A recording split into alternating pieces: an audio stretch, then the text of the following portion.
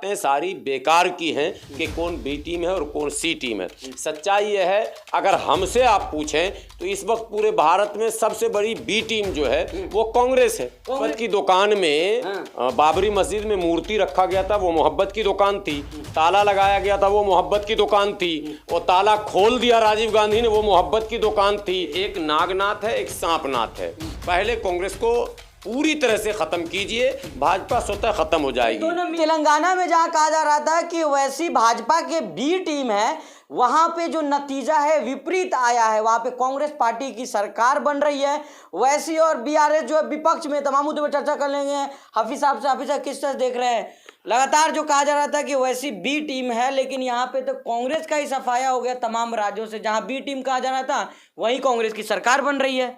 देखिए, राजनीति में ये सब चलता रहता है। ये हर एक पार्टी दूसरे पार्टी को बी टीम सी टीम कहती रहती है, लेकिन सच्चाई ये है कि कोई पार्टी ऐसी नहीं है जो बी टीम नहीं है। कहीं कांग्रेस बी टीम है, कहीं बसपा बी टीम है, कहीं आम आदमी बी टीम है। वो रोल के ऊपर डिपेंड करता है। जहां तेलंगाना की बात आप करेंगे तो वहां MIM हमेशा ए टीम ही रही है, वहाँ बी टीम नहीं है। वहाँ बी टीम आप कह भी नहीं सकते हैं। आरोप तो लग रहा है ना मिल के चुनाव लड़ रहे हैं। नहीं, वो आरोप राजनीति में लगते रहते हैं। कोई नया नहीं आरोप लगा के आज लग गया और कल ना लगेगा। आने वाले दिनों में भी लगेगा, कई पार्टियों पर लगेगा। लेकिन ये बातें सारी बेकार की हैं कि कौन बी टीम है और कौन सी टीम है। सच्चाई यह है, अगर हमसे आप पूछें तो इस वक्त पूरे भारत में सबसे बड़ी बी टीम जो है वो कांग्रेस है। कांग्रेस है? हाँ, उसको मैं साबित भी करता हूँ। बी टीम का मतलब क्या होता है? Photo copy. एक रंगीन कॉपी है, एक ब्लैक एंड व्हाइट है। रंगीन कॉपी का नाम भाजपा है, ब्लैक एंड व्हाइट का नाम कांग्रेस है। वो तो मोहब्बत की दुकान खोल रहे हैं भाई। नहीं, मोहब्बत की दुकान में बाबरी मस्जिद में मूर्ति रखा गया था, वो मोहब्बत की दुकान थी।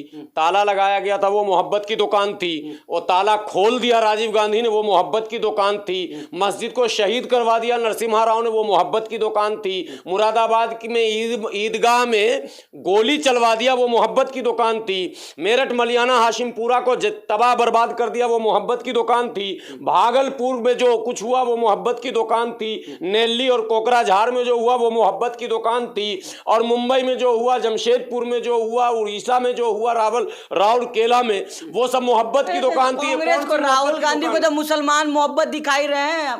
मुसलमान तो एक विचित्र प्राणी है इस देश में। लेकिन सवाल ये है कि कह रहा है कि ईवीएम का खेला हुआ है।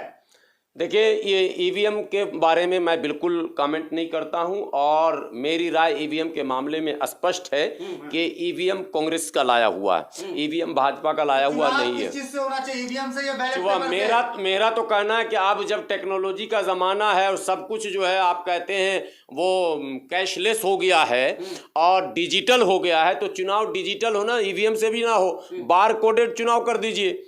सीधी बात, जहां घपले घोटाले की कोई जगह ही नहीं है। इसलिए ईवीएम मुद्दा नहीं है। मुद्दा देखिए, ये वर्गलाने वाले मुद्दे हैं। बार कोड से कैसे चुनाव होगा? मतलब अंगूठा लगाएंगे ना? हाँ, बार कोडेड चुनाव होगा। जब तक फिंगर प्रिंट नहीं आएगा और आपका अपना अपना सबका कोड होगा तभी वो ओके होगा। तो टेक्नोलॉजी के इस दौर में बार कोडेड चुनाव हो, हम तो इस मांग को रख रहे हैं। लेकिन अगर ईवीएम में मामला है तो मेरा सवाल राहुल गांधी जी से है, प्रियंका गांधी जी से है कि ईवीएम के मुद्दे पर आप प्रेस कॉन्फ्रेंस कब कर रहे हैं? कांग्रेस के राष्ट्रीय अध्यक्ष माननीय सम्माननीय, चूंकि उम्र दराज हैं, मल्लिकार्जुन खड़गे जी से भी है कि क्या कल एक प्रेस कॉन्फ्रेंस करके आप ये कहेंगे कि इन राज्यों में जो नतीजे आए हैं वो ईवीएम की वजह से आए हैं, भारतीय जनता पार्टी ने ईवीएम को हैक किया है या छेड़छाड़ किया है? अगर कांग्रेस ये काम कल कर देती है तो हम भी मान जाएंगे कि हाँ, ईवीएम का ही खेला है। अच्छा, मान लीजिए कि अगर फिंगरप्रिंट वाला सिस्टम शुरू हो जाता है, नए टेक्नोलॉजी को ऐसा आविष्कार हो जाए, तो क्या लग रहा है कि भाजपा सत्ता में रहेगी या जाएगी? नहीं, भाजपा तो सत्ता में रहेगी। देखिए, चुनाव में भाजपा तब तक सत्ता में रहेगी जब तक कांग्रेस जिंदा रहेगी। कांग्रेस जिस दिन खत्म हो गई, भाजपा भी अपने आप खत्म हो जाएगी। कांशी राम जी कहा करते थे, ये एक नागनाथ है, एक सांपनाथ है। पहले कांग्रेस को पूरी तरह से खत्म कीजिए, भाजपा स्वतः खत्म हो जाएगी। दोनों मिले हुए हैं, मतलब दोनों मिले हुए हैं। तू मुझे कबूल, मैं तुझे कबूल, इस बात का आरएसएस गवाह। आरएसएस हाँ, इस बात का आरएसएस गवाह। आरएसएस को पता है कि ये चेला भी मेरा है, ये चेला भी मेरा है, दोनों चेला समय समय पर करेगा नया नया खेला।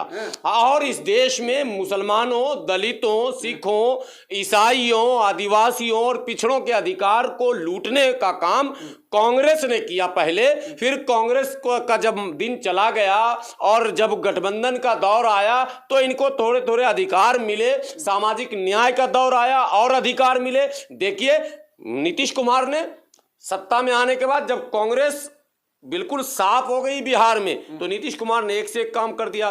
50% पंचायत में पहले आरक्षण किया, फिर महिला आरक्षण किया, फिर अल्पसंख्यकों के लिए काम किया, अब 75% आरक्षण कर दिया। कांग्रेस से मैं सवाल पूछता हूं कि आप अभी राहुल गांधी जी मध्य प्रदेश में कह रहे थे कि मेरी सरकार आएगी तो जातिगत जनगणना करेंगे, तो छत्तीसगढ़ और राजस्थान में तो उनकी सरकार थी ना, उन्होंने क्यों नहीं कराया? कांग्रेस ने ये कहा कि तेलंगाना में कि मेरी सरकार आती है तो हम आरएसएस को बैन करेंगे। कांग्रेस ने कर्नाटका में कहा था बजरंग दल को बैन करेंगे, हो गया बैन? आपको खबर है? हमको बता दीजिए, कब हो गया बैन? तो मुसलमान तो कह रहे हैं तू मुझे कबूल। मुसलमान का आप नाम लेते हैं और मेरा पारा चढ़ जाता है। मुस्लिम लीडरशिप ने ही इस देश को बर्बाद कर दिया कांग्रेस के साथ मिलकर। अगर मुसलमान कांग्रेस का साथ न दिया होता, ये देश बच गया होता। इस देश की बर्बादी का सबसे बड़ा जिम्मेदार जो है वो हमारे ट्रेडिशनल मुस्लिम लीडरशिप है।